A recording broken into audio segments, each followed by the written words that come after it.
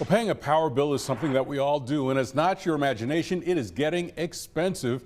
Our latest WBRC investigation reveals that Alabamians are spending the most. Specifically, Alabama Power customers. Your investigative reporter Jen Horton picks up the story from here. The price of your power bill is a very complex issue. In fact, we'd argue power is an overarching theme here. Political power, the power of profitability, and your power to change it. We're going to walk you through all of it. Alabama Power customers are paying some of the highest electric bills in the entire country. That's Daniel Tate, president of Energy Alabama, fighting to lower Alabama power bills.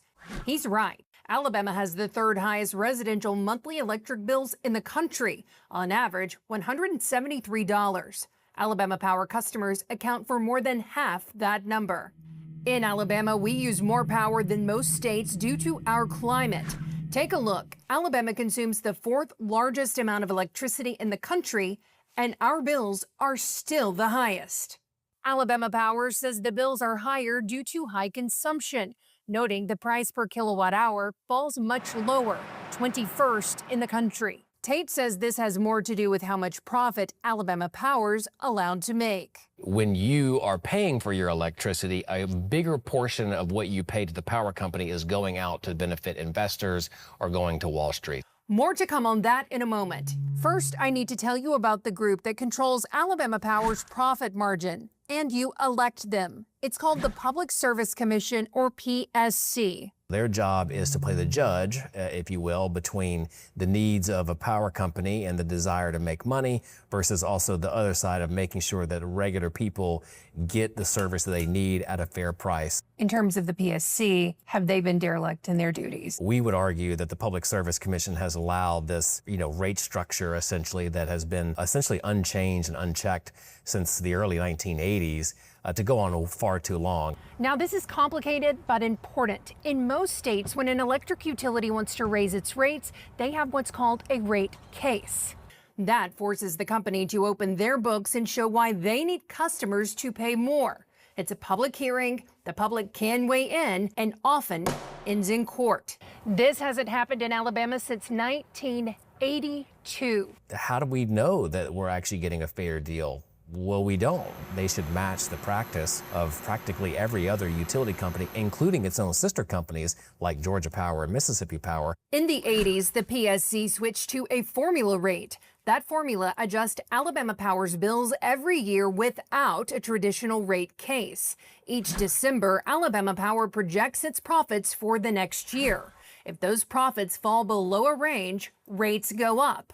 The same if it goes above, rates go down, guaranteeing a stable profit each year.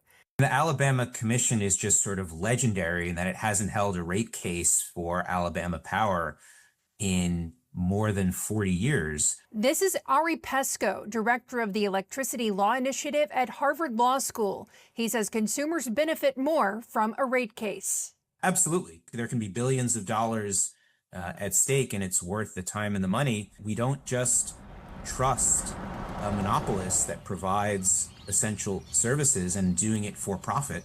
Tate says this is driving up Alabama Power's profits. If you look at Alabama Power's return on equity or a marker of their profit compared to neighbors, it's substantially higher. That means that every year Alabama Power collects about $250 to $300 million more in profit. Alabama Power says the cost of energy is a concern. The price you pay accounts for reliable power and infrastructure improvements. Heads up, this is complex, but also very important. The industry standard for measuring equity is ROE, or return on equity, but the state doesn't measure that for Alabama Power. In 2013, the Public Service Commission switched from using ROE to something called a weighted return on average retail common equity. That's the formula we mentioned earlier, and it shows a much lower number than traditional ROE. So you might wonder, is the PSC propping up Alabama Power's profits? A new report ranks state utility regulators and puts Alabama's PSC in its own category, above average. In plain terms, that means the PSC is considered investor-friendly. We had trouble confirming an interview with the PSC and went to Montgomery for their regular meetings to connect. It's worth noting the commission has new leadership. Cynthia Allman is the new president, recently appointed by the governor. She agreed to speak to us, admitting she's still learning a lot about this process. What Alabama Power charges its consumers is important to every ratepayer in the state. We have, a lot of poor people here in Alabama, so that's a very important issue. Do you feel any political influence or any political pressure here? No. There's no question Alabama Power is one of the most politically influential companies in the state. Since 2013, they've shelled out nearly $5 million to PACs or political action committees, and Alabama Power's PAC paid out more than $3.3 million directly to candidates. That's nearly $8.2 million combined. Governor Kay Ivey, who appointed the new PSC presidents, received more than $300,000 from Alabama Power since she was lieutenant governor. All of this is perfectly legal. Some businesses would argue it's the price of doing business with the government. So at this point, who else can help? The Alabama Attorney General's office has a consumer division that can file a lawsuit on behalf of ratepayers. But it's unclear the last time it happened. The AG's office told us they represent ratepayers on an ongoing basis, quote, through ongoing negotiations rather than adversarial proceedings. AG Steve Marshall, who would represent ratepayers, has even received $160,000 directly from Alabama Power's PAC since 2017. Yeah, it's a David versus Goliath fight, but it's one that has to happen because ultimately, at the end of the day, consumers are getting hosed with extraordinarily high utility bills, and it doesn't have to be that way, right? There is a clear fix here.